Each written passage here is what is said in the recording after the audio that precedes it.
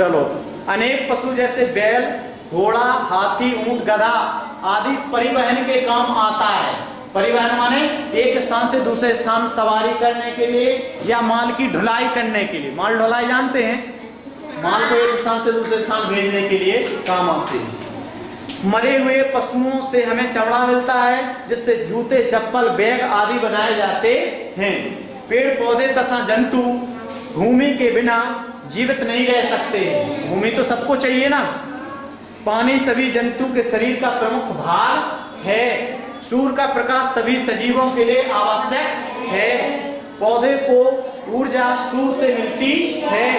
आप लोग नहीं बोले। पेड़ पौधे को खाने वाले जंतुओं को शाकाहारी जंतु कहते हैं। मनुष्य, कुत्ता, बिल्ली आदि सर्वाहारी जंतु हैं। मृत्यु के पश्चात सजीवों का शरीर अपघटित होकर, अपघटित माने छोटे छोटे टुकड़ों में, छोटे छोटे तत्वों में बटकर पर्यावरण में मिल जाता है। अब अभ्यास प्रश्न देखिए, निम्नलिखित प्रश्नों के उत्तर दीजिए। पर्यावरण के प्रमुख घटक कौन कौन से हैं, उनके नाम लिखिए। पर्यावरण के प्रमुख घटक जैविक घटक और अजैविक घटक हैं, ठीक है, उनके नाम बता दिए।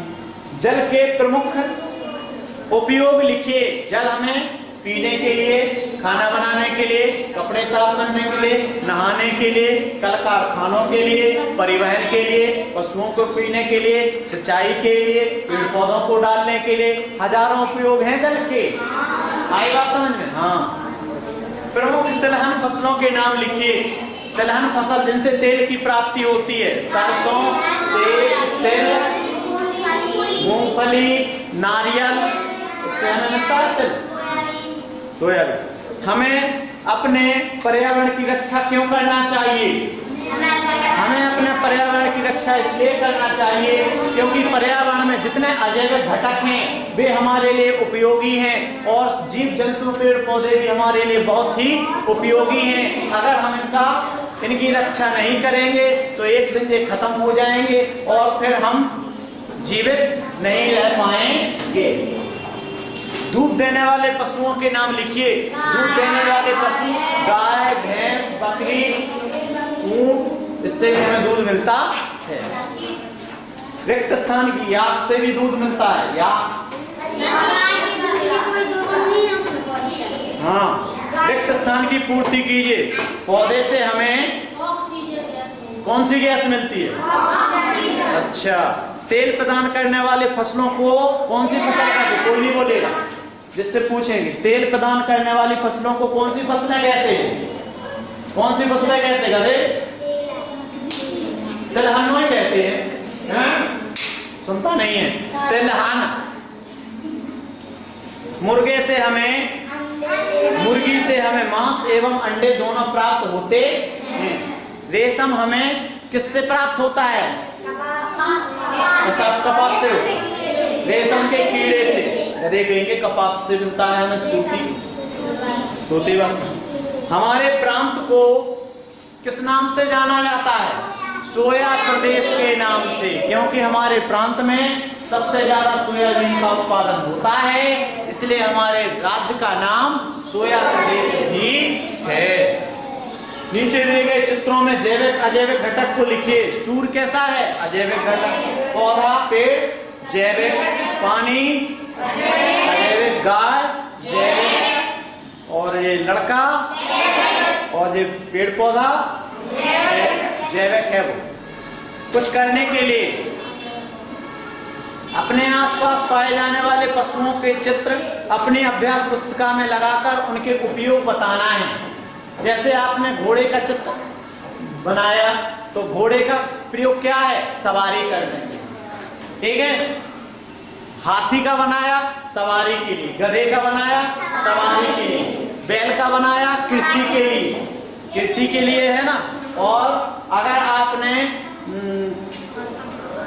गाय का बनाया तो दूध के लिए, ठीक है, दूध मिलता है ना गाय, गोबर, ठीक है, मरने के बाद हमें चमड़ा भी मिलता है, ठीक। तो ये ध्यान रखना।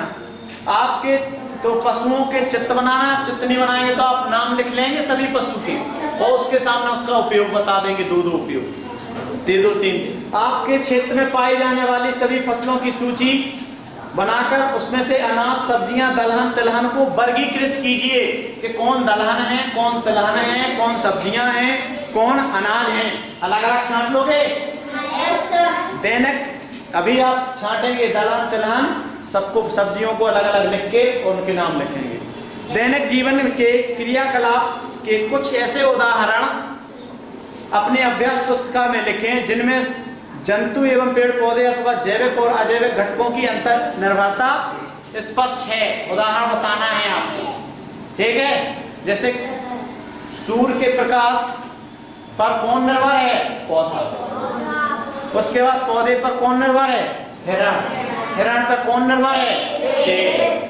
ठीक है? तो इस प्रकार की निर्भरता को आप प्रदर्शित करें, यह जरूर करें। देखें, एक गमले में अच्छी उपजाऊ मिट्टी लें, उसमें अपनी पसंद की कोई भी बीज बो दें, उसमें नियमित पानी डालें और उसमें होने वाली वृद्धि का अवलोकन करें।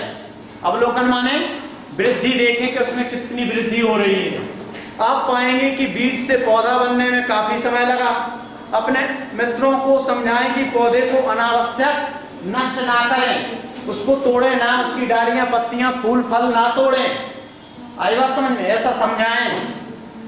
उसके फूल पत्ती डाली ना तोड़ें, क्योंकि ऐसा करने पर हम 1 मिनट में प्रकृति के लंबे समय में होने वाले सृजन को नष्ट कर देते हैं। क्या है, पत्ती के पास गए और जल्दी में झटका हमारा तोड़ दिया। लेकिन आप सोचो कि पत्ती बनने में कम से कम 10 दिन लगे होंगे, आप गए पेड़ को उखाड़ दिया।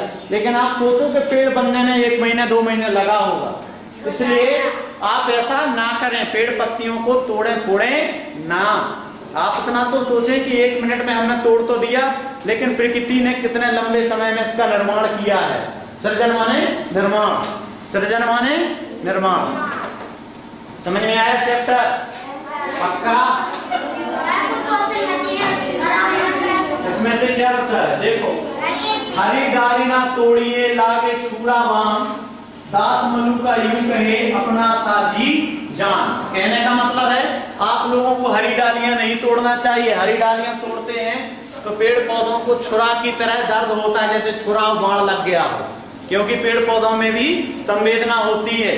ठीक है? और दास मलुका यानी दास मलुका ने कही है आप लोगों से कि अपने जीवन के समान ही हमें पेड़ पौधों को, जीव जंतुओं को जानना चाहिए। जिस प्रकार से हमें थोड़ी सी चोट लग जाने पर दर्द महसूस होता है, उसी प्रकार से पेड़ पौधे और जीव जंतुओं की भी दर्द महसूस होता है। इसलिए हमें उनका क्या नहीं करना चाहिए, उन्हें तोड़ फोड़ नहीं करना। अभ्यास का 6वां क्वेश्चन, गाय के दूध के कोई 2 गुण लिखिए। गाय का दूध लाभकारी होता है, ठीक है? इसको खाने से पीने से हमारा शरीर हष्ट पुष्ट रहता है।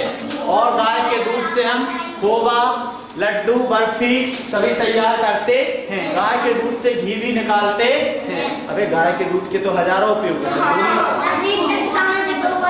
रिक्त स्थान में कौन सा?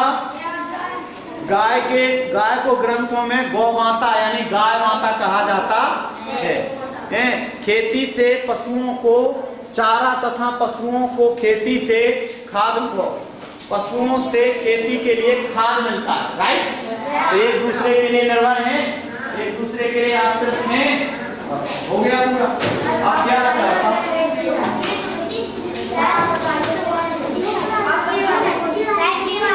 ये वाले क्या कह रहा है? चलो ले आओ। अब बताइए, जंतु कृषि में हमारी किस प्रकार मदद करते हैं?